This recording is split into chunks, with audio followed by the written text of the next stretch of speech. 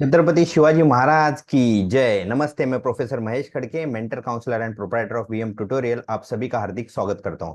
तो दोस्तों, आने वाले 19 फरवरी को छत्रपति शिवाजी महाराज की बर्थ एनिवर्सरी यानी जयंती है। और छत्रपति शिवाजी महाराज एक बहुत बड़ा अभ्यास का विषय है। आज भी बहुत सारे एक्सपर्ट्स उनकी जीवनी से बहुत सारी चीजें सीखते रहते हैं। आज 21st सेंचुरी में बहुत सारे अलग अलग टर्म्स हम लोग जो यूज करते हैं, जो ऑलरेडी छत्रपति शिवाजी महाराज ने कहीं ना कहीं पे यूज किया है। तो उसी से रिलेटेड कुछ वीडियो की श्रृंखला ये आने वाले 8-10 दिन में आपके लिए लेके आ रहा हूं। उसमें से आज का पहला वीडियो है छत्रपति शिवाजी महाराज और इमोशनल इंटेलिजेंस। ये इमोशनल इंटेलिजेंस जो कॉन्सेप्ट है, ये अभी अभी कुछ 70-80 सालों में आया है, लेकिन छत्रपति शिवाजी महाराज ने इसके हर एक पहलू कहीं ना कहीं पे यूज किए और उसी का यूज करके छत्रपति शिवाजी महाराज ने अपना स्वराज्य खड़ा किया, जो आज तक है। आज भी हम लोग छत्रपति शिवाजी महाराज को मानते हैं। तो सबसे पहले स्टूडेंट्स, पेरेंट्स और जो भी मुझे सुन रहे हैं, हम लोग देखते हैं इमोशनल इंटेलिजेंस होता क्या है। इमोशनल इंटेलिजेंस मीन्स आपकी एबिलिटी, जो आपको खुद के बारे में आप समझो, खुद के इमोशंस आप मैनेज कर सको, आप लोगों को जान रहे हो, लोगों के इमोशंस आप समझ रहे हो और उनको कंट्रोल करके आपको जैसे चाहिए वैसे आप खुद को और सामने वाले को मॉडिफाई कर रहे हो। ये पावर जिसके पास होती है, उसी को हम लोग बोलते हैं इमोशनल इंटेलिजेंट पर्सन। कुछ सालों पहले आईक्यू, इंटेलिजेंस ही लोगों की देखी जाती थी, और जिसके पास ज्यादा, जो ज्यादा इंटेलिजेंट है, जिसका आईक्यू बहुत ज्यादा है, उसको अच्छे से अच्छे जॉब्स और अच्छे से अच्छे बिजनेस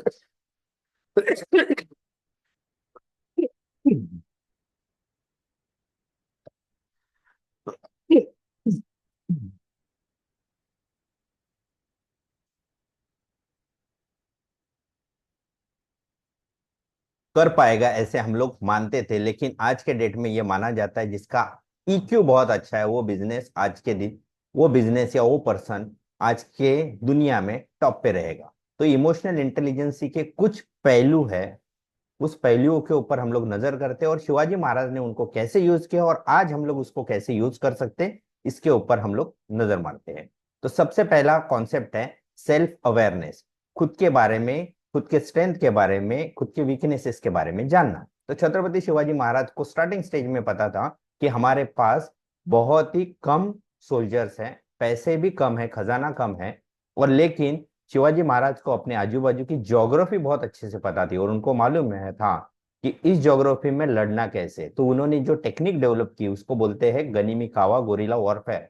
वो कॉन्सेप्ट को यूज करके कम से कम लोगों के साथ, कम से कम पैसे के साथ, कम से कम गैजेट्स के साथ, यानी वेपन्स के साथ उन्होंने बड़ी सी बड़ी लड़ाइयां जीती और अपना स्वराज्य खड़ा किया।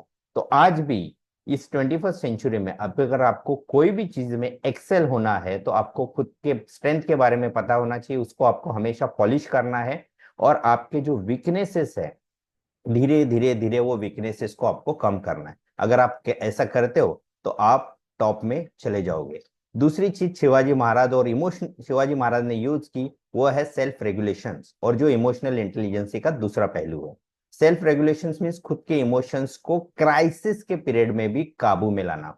जब शिवाजी महाराज आगरा गए थे, आपको तो पता ही है, और उस समय औरंगजेब ने उन्हें नजरबंद किया था, यानी इनडायरेक्ट वे से उन्होंने कैद करके रखा था। और शिवाजी महाराज के पास वहां पे लोग भी कम थे, स्वराज्य से वो हजारों किलोमीटर दूर थे।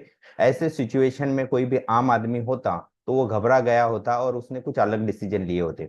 लेकिन छत्रपति शिवाजी महाराज तो एक युग पुरुष थे, और उनके पास वो बहुत ही अच्छे, उनका इमोशनल इंटेलिजेंस ही बहुत अच्छा था। उन्होंने क्या किया, खुद के इमोशंस पे पहले काबू किया। उन्होंने अच्छे से आजू बाजू की परिस्थितियों को समझा और उन्होंने according to that one planning की, और वो आगरा से सही सलामत निकल आए। किसी को कहे बिगर, किसी को पता चले बिगर वहां से निकल आए। खुद ही नहीं निकल आए, उनके पास जितने सोल्जर्स थे सबको उन्होंने सही सलामत वो बाहर लेके आए। तो ये जो क्वालिटी है सेल्फ रेगुलेशन, वो हम सबको यूज करनी चाहिए।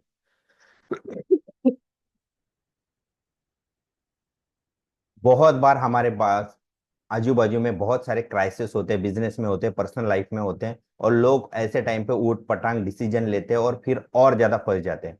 तो अगर कोई भी क्राइसिस है तो शांत रहो, खुद के स्ट्रेंथ वीकनेसेस को पहचानो, according to that one decision लो, जो फ्यूचर में आपको ग्रोथ की तरफ लेके जाएगा। अगर आप ऐसे डिसीजन लेते हो, खुद के इमोशंस को आप कंट्रोल कर सकते हो, तो आप लाइफ में जरूर आगे बढ़ सकते हो। नेक्स्ट है मोटिवेशन, जो शिवाजी महाराज के लाइफ से तो हमें मिलता है, लेकिन शिवाजी महाराज के जो आजू बाजू के लोग थे उन्हें भी वो मोटिवेशन मिला। और सबसे बड़ा मोटिवेशन क्या होता है दोस्तों, कोई भी इंसान कोई भी चीज करने से पहले यानी मरने के लिए तैयार होता है, ये सबसे बड़ा मोटिवेशन है। लेकिन मरना क्यों है, तो उसके लिए कॉज भी उतना ही नोबल होना चाहिए। तो छत्रपति शिवाजी महाराज ने जो स्वराज्य एस्टेब्लिश किया और उसको उन्होंने कहा कि अगर इसे मेंटेन करना है तो मुझे बहुत कुछ चीजें करनी पड़ेगी, और वो खुद पहले की। उनको देख के उनके जो आजू बाजू के सरदार थे, सोल्जर्स थे, वो मोटिवेट हुए।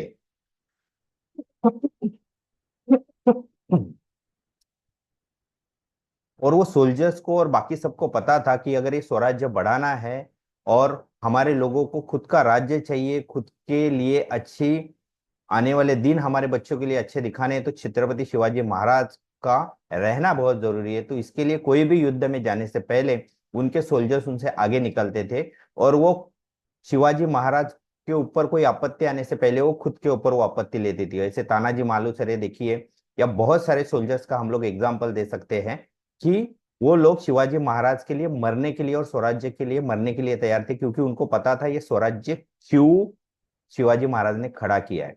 तो दोस्तों, हमें भी हम लोग जो काम कर रहे हैं उसका वाई क्यों कर रहे हैं ये पता होना चाहिए। अगर वो काम क्यों कर रही है अगर आपको पता होगा, तो कितना भी क्राइसिस आने दो, कुछ भी परिस्थिति आने दो, कितनी भी कठिनाइयां आने दो, आपके अंदर से एक आवाज आएगी जो आपको वो काम करने के लिए हमेशा प्रेरित करेगी। सो ये आपका वाई आपको क्लियर करना बहुत जरूरी है।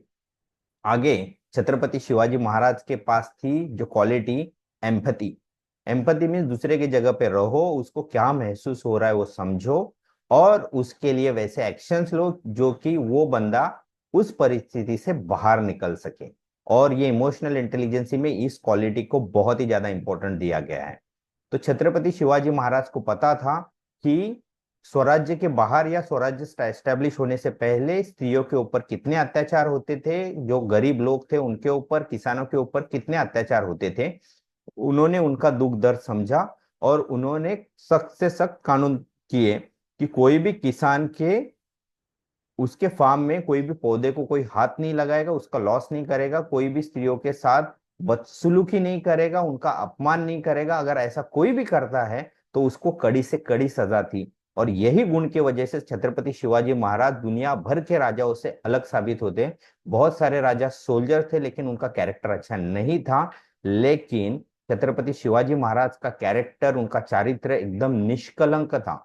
इसके लिए शत्रु सैन्य में होने वाली शत्रु भी जो थे, उनके जो सैनिक थे, वहां की जो प्रजा थी जो स्वराज्य के बाहर थी, वो भी शिवाजी महाराज को बहुत ही ज्यादा मानते थे।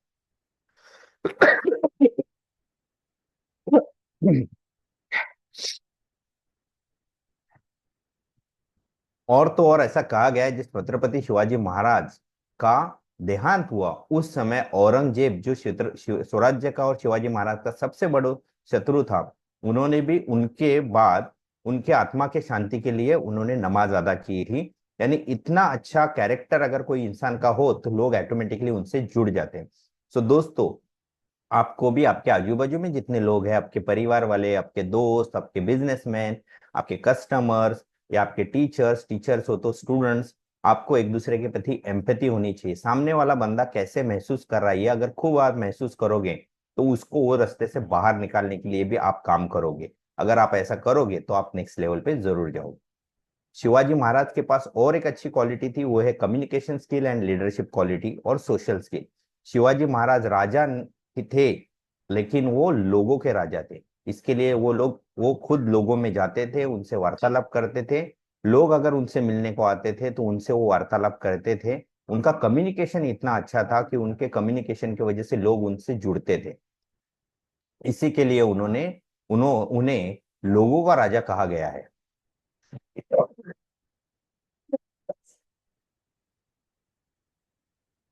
और एक अच्छा राजा की क्वालिटी यही है कि वो उनके प्रजा के दुख दर्द को समझे और उनके लिए एक्शन ले। तो शिवाजी महाराज ने, हम लोग ने देखा, जैसे स्त्रियों के लिए उन्होंने कड़े कानून किए कि उनके अब्रू के ऊपर कोई भी अगर अटैक करता है तो उसको कड़ी से कड़ी सजा मिलती थी। अगर किसान हो, अगर आप तकलीफ में हो, तो शिवाजी महाराज सरकारी खजाने से उसको मदद करते थे। तो ऐसे लोगों के लिए उन्होंने बहुत अच्छे काम किए, इसके लिए वो लोगों के राजा थे और लोग उनके लिए मरने मारने के लिए भी तैयार थे। छत्रपति शिवाजी महाराज के पास दूसरी एक और अच्छी क्वालिटी थी जो इमोशनल इंटेलिजेंस की एक पहलू है, वो है एडेप्टेबिलिटी। आने वाले समय के साथ खुद को बदलो, जैसी परिस्थिति आए वैसे सामना करो। शिवाजी महाराज ने के पास सोल्जर्स तो थे, आर्मी तो थी, लेकिन उन्होंने देखा बाहर से लोग आ रहे, ब्रिटिश आ रहे, डच आ रहे, पुर्तगीज आ रहे, फ्रेंच आ रहे, और कहाँ से आ रहे हो, समुद्र के रास्ते से आ रहे। उनके पास नेवी है, इसके लिए वो जाके दूसरे देशों पे राज भी कर रहे हैं और बिजनेस करके पैसा भी कमा रहे हैं। तो छत्रपति शिवाजी महाराज ने देखा भारत में ऐसा कोई राजा नहीं था वो टाइम तक, हजारों वर्षों से किसी के पास नेवी नहीं थी। तो छत्रपति शिवाजी महाराज ने पुर्तगीज डच लोगों से जहाज बनवाने की ट्रेनिंग अपने लोगों को दी। उसके बाद उन्होंने उनको निकाल दिया और अपने जहाज में मॉडिफिकेशन किए कि मेरे जहाज कैसे, वो लोगों को पता नहीं होनी चाहिए, और उन्होंने सबसे पहले नेवी बनाई। और इसी के लिए छत्रपति शिवाजी महाराज को the father of Indian navy ऐसे भी कहा जाता है। और ये नेवी होने के बाद छत्रपति शिवाजी महाराज का स्वराज्य तो उन्होंने बढ़ाया, उन्होंने समुद्र में विजयदुर्ग, सिंधुदुर्ग जैसे किले भी बनाए, लेकिन उन्होंने बाहर के देशों के साथ व्यापार भी किया। उन्होंने देखा अगर मुझे मेरा स्वराज्य बढ़ाना है तो पैसा लगेगा, मैं टैक्स ले लेके कितना पैसा आएगा, लेकिन मैं बिजनेस करूंगा तो मेरे पास अनलिमिटेड रिसोर्सेस आएंगे। तो उन्होंने आगे की सोची। वैसे ही दोस्तों, आज अभी भी हमें हमारा बिजनेस या खुद को नेक्स्ट लेवल पे लेके जाना है तो हमें हमेशा सोचना पड़ेगा कि दुनिया बदल रही है और हमें भी बदलना पड़ेगा। बदलते दुनिया के साथ नई नई स्किल, नया नया नॉलेज, नई नई टेक्निक्स हमें सीखेंगे तो ही हम दुनिया से आगे बढ़ेंगे। और छत्रपति शिवाजी महाराज की सबसे अच्छी टेक्निक और जो इमोशनल इंटेलिजेंस का है, डिसीजन मेकिंग पावर। और कुछ भी करने से पहले सोचो। बहुत सारे लोग होते हैं कि वो डिसीजन लेने में डरते हैं क्योंकि वो कोई भी चीज का रिस्पॉन्सिबिलिटी नहीं लेना चाहते। छत्रपति शिवाजी महाराज को पता था कि स्वराज्य एस्टेब्लिश करने का डिसीजन मेरा है, तो उसके लिए मुझे डिसीजन लेना पड़ेगा, एक्शन लेना पड़ेगा, मेहनत करनी पड़ेगी, और उन्होंने वो की। लेकिन कोई भी काम करने से पहले छत्रपति शिवाजी महाराज पहले उनके पास जो लोग थे, जो उनके कोर टीम थी, जो उनके सीक्रेट एजेंट जैसे बहिर्जी नाइक थे, उनके पेशवे मोरोपंत पिंगड़े थे, इन लोगों के साथ वो पहले मीटिंग करते थे। और ये मीटिंग में राजमाता जिजाऊ भी उनके साथ होती थी। और वो लोग आने वाले जो संकट है, आने वाले कोई चीजों के ऊपर ये लोग डिस्कशन करते थे, उसमें से अच्छा प्लान को इम्प्लीमेंट किया जाता था और उसके ऊपर तुरंत एक्शन ली जाती थी। तो इसी के वजह से छत्रपति शिवाजी महाराज कोई भी काम करने के पहले बहुत अच्छा प्लानिंग करते थे, टाइम लेते थे। जैसे अफजल खान स्वराज्य पे आया तो शिवाजी महाराज बहुत समय तक उसको जहां पे वो लेके आना चाहते थे वहां पे लेके आने के लिए रुके। उसने बहुत लॉस किया, मंदिर तोड़े, लोगों को तकलीफ दी, लेकिन छत्रपति शिवाजी महाराज रुके रहे, उन्होंने प्रॉपर प्लानिंग की।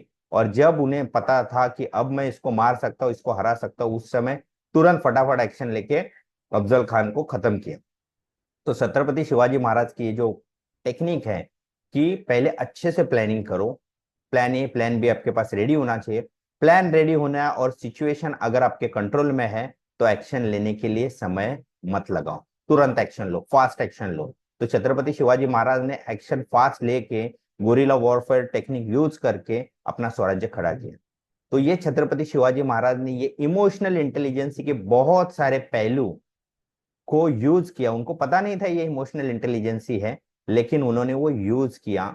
तो आज ये इमोशनल इंटेलिजेंसी कोई सुपर पावर या मैजिक नहीं है, लेकिन इसके पहलू और छत्रपति शिवाजी महाराज के एक्सपीरियंस, उनके लाइफ के लेसन्स अगर आज के दिन में हम लोग यूज करते हैं तो हम लोग भी खुद को नेक्स्ट लेवल पे लेके जा सकते हैं।